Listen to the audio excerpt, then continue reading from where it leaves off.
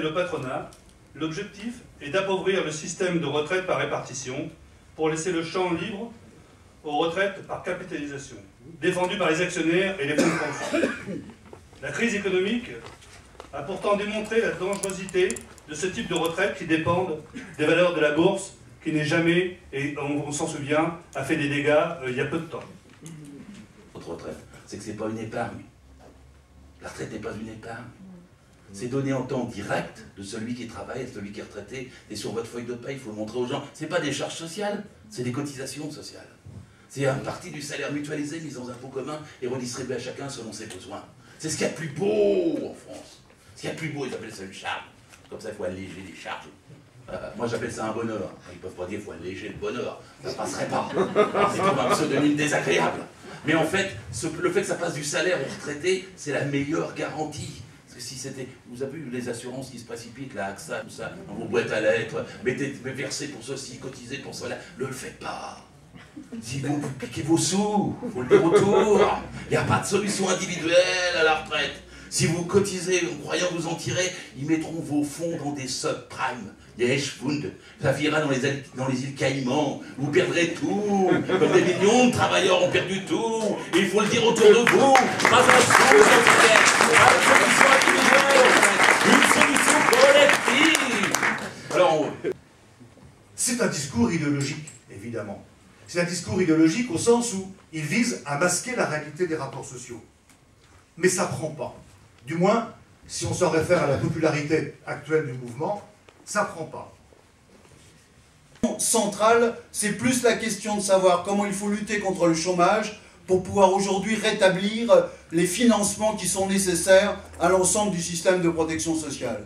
Économiquement parlant, il n'y a pas de problème. Contrairement à ce que dit le gouvernement, ce n'est pas là que gît le lièvre. Le lièvre, il est politique. Il a décidé, Sarkozy, d'infliger une défaite majeure à l'ensemble du mouvement social, et pas seulement du mouvement social, au mouvement syndical, au mouvement politique de gauche, pour dire qu'aujourd'hui... 7 septembre, à notre appel avec un collectif face à la xénophobie, non à la politique du pilori, on avait décidé d'une manifestation cet été parce que le score de Grenoble était insupportable, parce que après on a vu un certain nombre de circulaires qui étaient là, mais il faut voir la vague que ça a soulevé. Il y a eu 150 manifestations en France. Troisième élément, je crois, qui a joué, cette politique de la peur n'a pas fonctionné.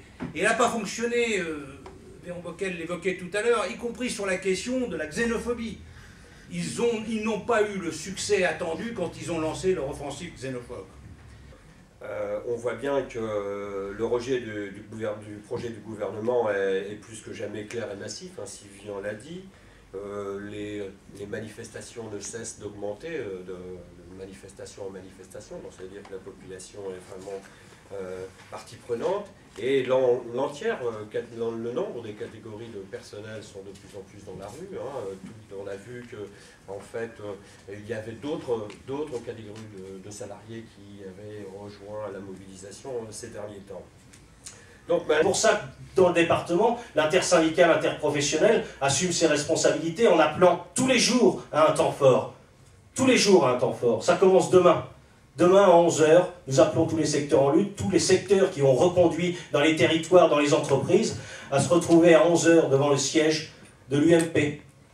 Nous appelons dès le lendemain, vendredi, à 7 h, parce qu'il faut, dans nos modes d'action, qu'on évolue aussi. Nous appelons à 7 h à bloquer le dépôt de carburant qui se trouve sous le rond-point, sous le viaduc de Calix. Et nous appelons aussi massivement, cette fois-ci c'est un appel national, à être encore plus nombreux, samedi 16, pour faire en sorte que nous fassions plier ce gouvernement. Et le 16 ne doit pas être une fin en soi. Nous avons une intersyndicale nationale qui se réunit jeudi.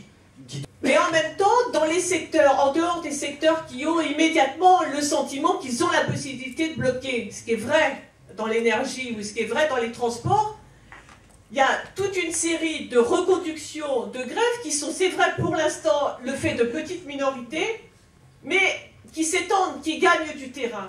Et avec là encore quelque chose d'extrêmement précieux par rapport à ce qu'on a pu connaître, c'est que cette grève, elle se construit d'emblée avec la volonté d'être un mouvement général, d'être un mouvement qui dure et d'être un mouvement interprofessionnel, et ça c'est une force absolument incomparable. Je veux dire deux mots sur les jeunes, parce qu'il y a quand même un truc qui est particulièrement gonflé, il y en a beaucoup, mais les mêmes qui pensent que c'est normal qu'on peut envoyer des gamins de 13 ans en prison, viennent nous dire que des jeunes, des lycéens de 16, 17 ou 18 ans, ils ne sont pas capables de s'apercevoir que ce système, que le système capitaliste est en train de leur préparer un avenir pourri. Bon, c'est quand même scandaleux. Et on nous a beaucoup parlé de grève par procuration. Vous savez, c'était la grande théorie. Les salariés du privé, ils sont plus capables de faire grève, il faut grève par procuration. Et bien moi, en face de ce qui se passe, j'ai envie de parler d'une sorte de grève par répartition. Vous savez, par répartition, comme la retraite qu'on défend, par répartition, c'est-à-dire profondément solidaire, solidaire entre les générations, solidaire entre les secteurs, solidaire entre le public et le privé, et c'est ça qu'on est en train de construire. Alors, je regarde un tout petit peu en arrière, au début des collectifs unitaires pour les retraites. Dans les premières initiatives, on se disait qu'il faut absolument gagner sur les retraites, parce que si on ne gagne pas sur les retraites, on va se manger toutes les autres attaques, sur l'assurance maladie, le salaire, le temps de travail. On peut peut-être rêver un peu, et se dire que c'est peut-être l'inverse qui va se passer. Que parce que le mouvement qu'on est en train de construire sur les retraites, il sera suffisamment fort qu'on sera capable de poser aussi toutes les autres questions, les questions de conditions de travail, les questions de défense des services publics, les questions des salaires, et c'est déjà ça qui se passe dans les mouvements qui sont en train de reconduire dans la santé, dans l'éducation et dans une série de boîtes du privé.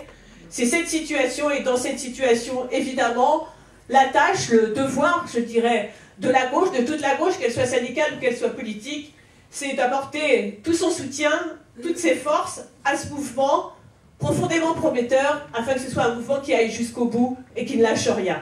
Merci.